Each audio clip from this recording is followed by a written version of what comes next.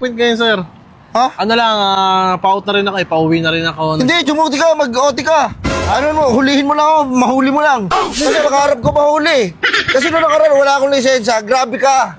Maangas ka, boy. Hindi, sir. Yun yung chief. Bisita ko yung chief. Grabe, baka matakot ko. Wala akong pakialam kung sino bisita mo. Papasusin ko kayo lahat. Ano naman ito? Boy.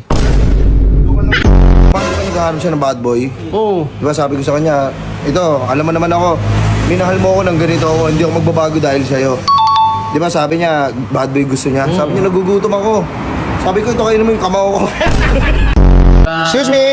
Ay, boss. Boss, pwede makicharge? Kailangan lang. Pa-charge ako.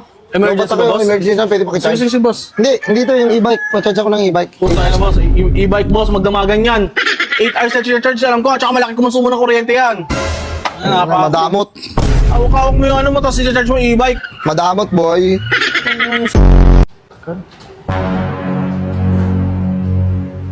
Bakit?